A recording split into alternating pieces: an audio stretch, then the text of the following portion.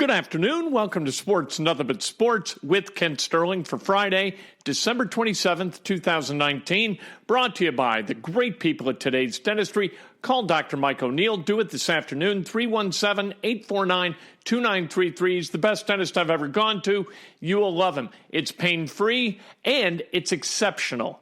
All the things you want in a dental office right there in Fishers at Today's Dentistry. Again, 317-849-2933, the number. It's a Friday, so we welcome Harry to the show. Harry, I would assume you are at Will's Northwoods Inn, as you are so often at the corner of Nelson and Racine in the city of Chicago, about 6 blocks south of Wrigley Field. How you doing? Oh, I couldn't be better, Gilruth. An outstanding day. Oh, it was a little bit toasty warm yesterday. Not as warm today. Felt like going out into the beer garden. But that would cause a delay in the delivery of my beverages. So I stay as close to the bar as I possibly can. Right, Rico? Rico's nodding up and down. I don't know what language he's fluent in, but when I order drinks, they come fast and they come delicious. Of course, I'm sitting here next to Dutchie. How are you, Dutchie? A mouthful of gin. You know what, I'll tell you, bacteria doesn't stand a chance in that curvaceous mouth. Curvaceous, why? I don't know, but it is, and thank God for that. All right, let's get right to the questions. Number one, can the Pacers beat the Heat tonight? You know, the Heat, 4.5-point favorites. Yeah, they've got a chance, but it's not a great one. You know, the Miami Heat are really good. Jimmy Butler's terrific. Goran Dragic, terrific. They've got Duncan Robinson. How about that? The kid just stands outside and shoots threes. He's one of those guys, but he's scoring.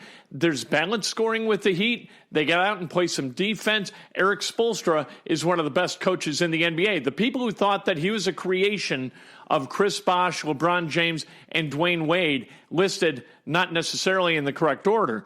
Anybody who thought he was a creation, his coaching record was a creation of those three guys being on the team, they underestimated Spoelstra. Spoelstra is a really good coach.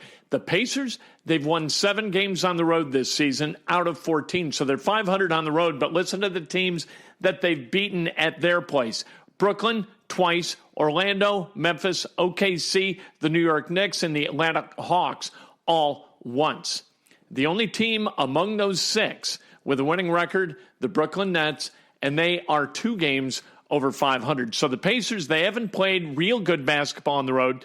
They've played some good teams. They've lost to the Bucks, lost to the 76ers, lost to Houston as well. But then on the road, they've also lost to the Pistons twice, Charlotte, and Cleveland. So on the road, they're kind of what you would expect. Here's what you need to do if you're the Indiana Pacers. You break even on the road, and you win a bunch of games at home.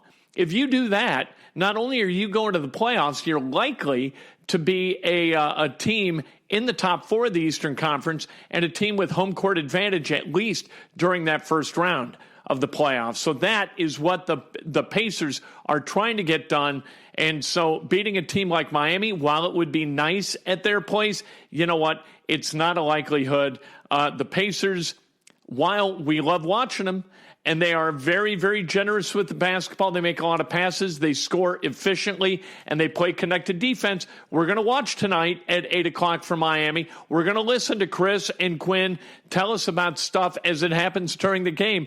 But you know what? At the end, are we going to like the result? If you gamble, if you bet this game, 4.5 points, I don't think that's a lot of points. Given the way the Miami Heat play at home, they're 13-1. On their home court, and the way the Pacers play on the road, I think that Miami minus 4.5, if I were an investor, I would look very kindly upon that number. Okay, number 2, boy. I don't blame you. You know, you gave your answer, and you backed it up with facts. I like it. Number 2, will IU finish its non-conference period 12-1, and by non-conference period, we account for the 2 conference games, the 2 Big Ten games that have been played. But we're still going to call it the non-conference portion of the college basketball. Dutchie, stop rubbing my leg. Don't be a spectacle. Can you? For 1 minute? I mean, my God, up here it's only about 2 in the afternoon. Please, cool your jets, as it were. Wait until the sun goes down. And then if you have to ravage me, have at it. All right. At any rate, will IU finish its non-conference period 12-1? All right, here's the deal with Arkansas. And Arkansas is the team that they play on Sunday evening at Simon Scott Assembly Hall. They've played 2 true road games on this season. Both went to overtime. Arkansas beat Georgia Tech in one, lost to Western Kentucky in the other. This is a team, you talk about guys who are not very tall. This is really, really a small team. They are not big at all. They don't start anybody over 6'6". But what they do is they get out and they defend. This is an Eric Musselman coached team, so you know they play good defense. They limit opportunities from beyond the arc. Teams in college basketball hit about 21.7% of their three-pointers against Arkansas. I think that this is going to be a tough game for Indiana. You look at it on paper and you say, oh, Arkansas, they're tiny. You just post up Joey Brunk. Let's go. Trace Jackson-Davis, he's going to have a hell of a day. Arkansas, they don't play well on the road. There are all these chips in Indiana's favor. But the one that isn't is that they get good defense out of their guards. And they tend to pressure the basketball with their guards and make the opposing team a little bit uncomfortable. Indiana does not like discomfort with their guards offensively. Defensively, Arkansas, they're not great. They don't hit a lot of threes. They're not very good from inside the arc. Free throw shooting, they're all right. Mason Jones is a really good free throw shooter. He averages 19.6 points a game and hits over 90% from the foul line. But overall, this is a team with a lot of flaws. They just D up really, really hard. It's one of those weird games during the Christmas break where you got to go on the road. It's right after Christmas. There's a little bit of that holiday hangover that goes on the road. I think Indiana's going to win, and they're going to finish the non-conference portion of the season, despite the fact that they played 2 Big Ten games within it. I think they'll get to 12-1, but I think it's going to be a hell of a dogfight. Indiana hadn't put anybody away since that game against Florida State. And that game against Notre Dame could very easily have been a loss. Indiana gets out to a 17-point lead, loses the lead, and it takes Armaan Franklin hitting a three-pointer to get the deal done, to seal the deal for the Hoosiers. This is a team that doesn't deal with riches well. When things are rolling for Indiana, they tend to take their foot off the gas, and they have got to get over that. Their guards have got to be more consistent on the defensive end of the court. I think Indiana's going to win, but I think it's going to be dramatic. All right, number 3. Hey, another gin and tonic in a Hocker short glass, if you please, Rico. All right, number 3 is Jacoby. Hey, is this question from last week? We ask this question a lot. Is Jacoby Brissett the long-term solution for the Colts at quarterback? I don't think so. They're going to continue to evaluate Jacoby Brissett, and that evaluation is going to continue this Sunday against Jacksonville. Then they're going to have to figure out, because it's not enough. Like anytime you fire somebody, you better have an idea that you're going to be able to replace that person with an upgrade, right? If you're in business and you're going to kick somebody to the curb, the person you've got coming in to replace that person, you've got to know is going to be better than the person you kicked to the curb. Now, Jacoby Brissett, not one of the best quarterbacks in the NFL, somewhere around 20th.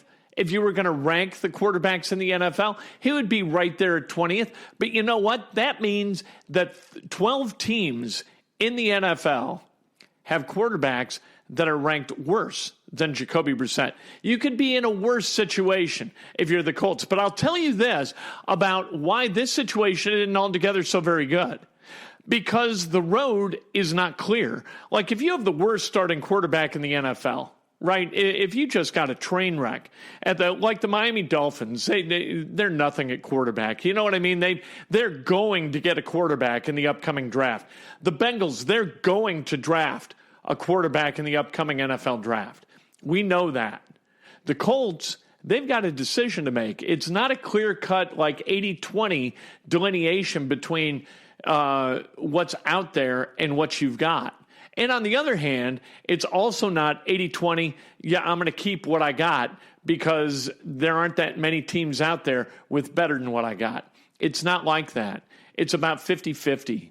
Whether you keep Jacoby Brissett, you get him injury-free, and then you roll into 2020 with a healthy Brissett who's got weapons, right? A healthy T.Y., a healthy Eric Ebron, all of that stuff. And you make sure that he's surrounded by guys who can help him move the football. Then, if he's inaccurate, you kick him to the curb. That's one school of thought. The other school of thought is the hell with it. We've seen him miss guys. He is not a terribly accurate deliverer of the football. He's also a guy who tends to throw it about 98 miles an hour, right? Guys 15 yards downfield, that's 45 feet to you and me.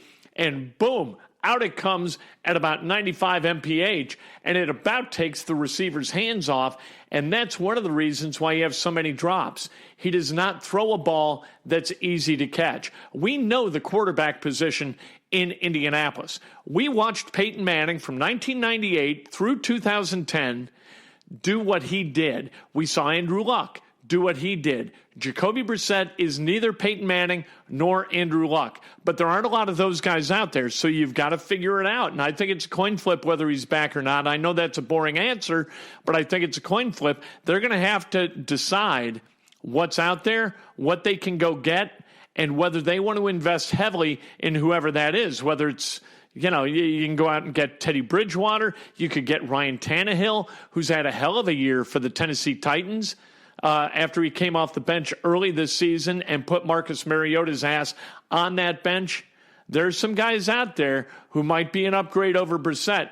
It's up to Chris Ballard, Frank Reich, the entire brain trust with the Colts to figure out what the correct path is forward. That's going to take a lot of their bandwidth during this offseason, which is going to commence in about, let's say, 77 hours. Number 4, would you sign, if you were an NFL GM, Ganoretz, would you sign, by the way, that's Sterling backwards for those of you listening to the first time, to the show for the first time. Would you sign Antonio Brown if you were an NFL GM? No. Under no circumstance would I sign Antonio Brown because, listen, you never invite crazy to the party.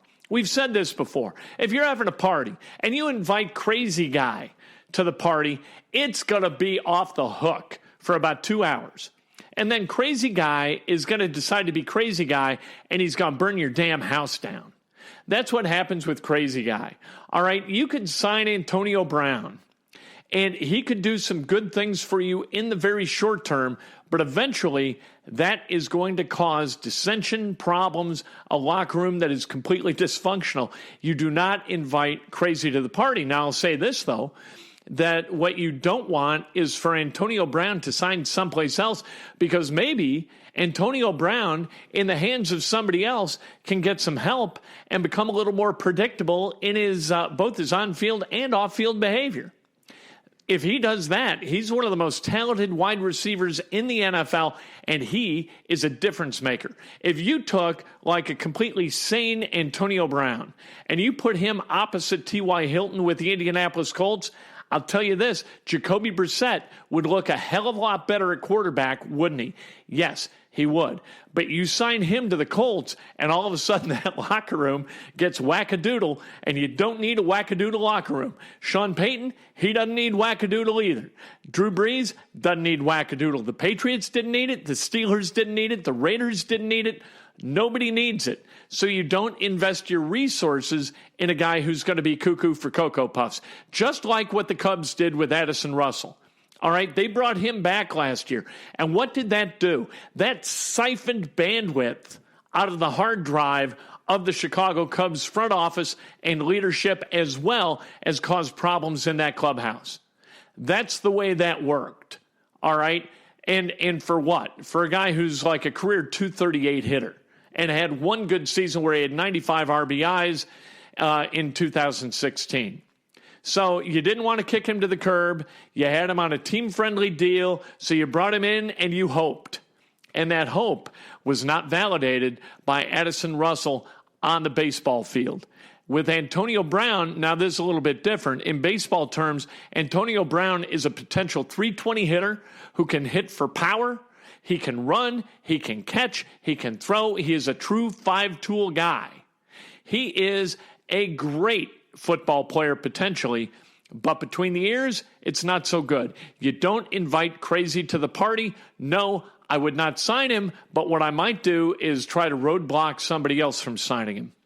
And finally, number 5 as the ice continues to melt in my Hockershore glass as we spend another Friday afternoon at Will's Northwoods Inn at the corner of Racine and Nelson Avenues. Roughly, and you had it wrong, Ganilra. It's really about 4.5 blocks to the south of the friendly confines of Wrigley Field. Number 5. Who is least likely to be back next season in Indianapolis or Indiana? Jacoby Brissett, Matt Eberflus, the defensive coordinator for the Colts, Archie Miller, the basketball coach at Indiana, or LaVall Jordan, the basketball coach at Butler? Interesting question, because for different reasons, right? Like LaVall Jordan, if he isn't coming back to Butler, it's because he got a better job elsewhere. He's like Holtman. Holtman wanted to stay at Butler, but you can't turn down Ohio State. Something like that may happen for LaVall Jordan this coming offseason. Even though he's paid righteously, there's no way that Butler can compete with the Ohio States, the Michigans, the Penn States, those teams with football programs that generate giant sacks of cash that can be invested in the basketball program. So for how many in this decade you've lost Brad Stevens to the Boston Celtics, Chris Holtman to the Ohio State Buckeyes, and if LaVall's Butler Bulldog team continues to play as it has and continues to be a top 15 team in the country, maybe somebody comes knocking on the door and makes a very, very generous offer to LaVall Jordan. So let's put that in our back pocket as we discuss these. Archie Miller is going nowhere. Indiana could absolutely crap the bed during the Big Ten season, but it would be unfair for whomever the new athletic director is going to be for Indiana to look at Archie Miller and decide to do something different. It would be completely unfair to Indiana basketball and to Archie Miller. You have got to let him get through. He's got to cycle through all those Crean recruits, or you're not going to get a real look at what this is and what that program can become with Archie Miller as its steward. All right? So you've got to allow him to continue to recruit the state of Indiana, which he's doing at a really high level, getting the top 2 of the top 3 guys every year he's been here. That's what Archie's been able to do. And I think that's what he's going to be able to continue to do. He is great at building relationships with coaches and with players and their families. He's got a staff that can do the same. Tom Crean didn't. Tom Crean set fire to every relationship that he built in the Hoosier State. Whether it was summer coaches, high school coaches, kids, the longer he was on a kid, the less likely he was to get that kid. Archie Miller, it's different with Archie Miller. He's going to continue doing the right thing in recruiting, and once the Crean guys are gone, then I think you're going to be able to evaluate what the culture is that Archie Miller is trying to build. Prior to that, he's going nowhere, and Indiana exactly right in retaining him through that period. Matt Eberflus, the defensive coordinator of the Colts, I think he should go. I'm tired of watching the Colts play this antiquated kind of bubble zone, this 2 deep, sometimes 3 deep, this variety of zone coverage that they employ, and they don't really stop anybody. And Eberflus will tell you, you know what, a gain of 4 on first down, they're cool with. I don't like that. I like defenses that say, screw you, you are not going to gain yard 1 against us. We're going to kick you in the mouth and keep kicking you in the mouth. We are going to beat your ass.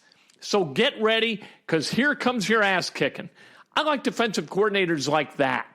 I don't like coordinators who are bend, don't break. I know Tony Dungy did that really, really well.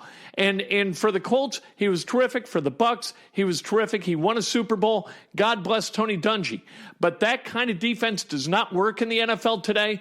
And Matt Eberflus, as a guy who is more about teaching people the right way to play, which I think was important as he took over for Ted Monachino as a defensive coordinator of the Colts, I think it's important, but it's also, I think, important that you move on to somebody who schematically is going to cause problems for offensive-minded coaches like Sean Payton. Clearly, that wasn't done at a high level in that Monday Night Football game against the Saints. So I think Eberflus should go. Whether he will go, I don't know.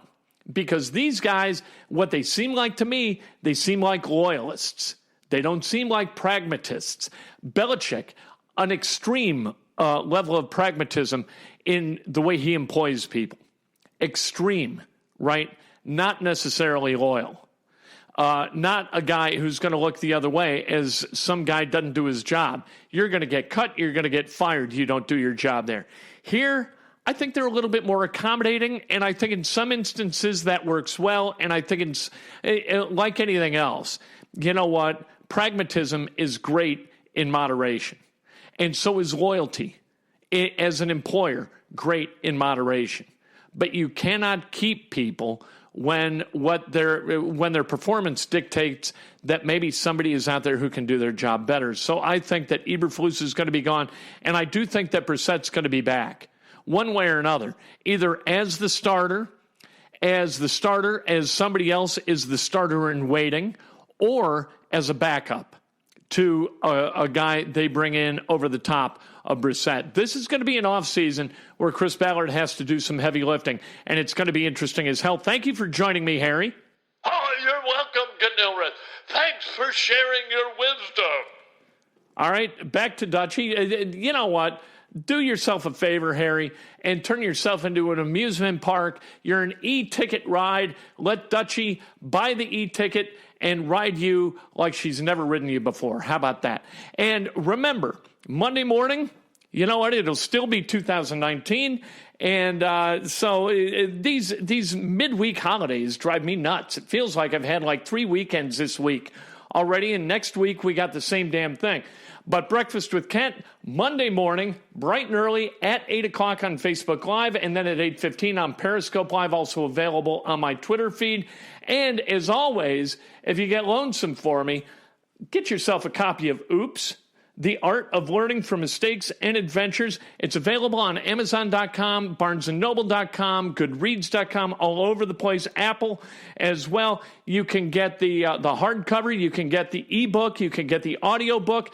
That's 6 hours and 40 minutes of me telling you stories that make me sound like a damn idiot and will entertain you if you enjoy hearing about other people kind of stepping in a big pile of dog crap through their life and what they learned from it. What I've learned is you don't step in dog crap. We'll talk to you Monday morning. Breakfast with Kent. Join me.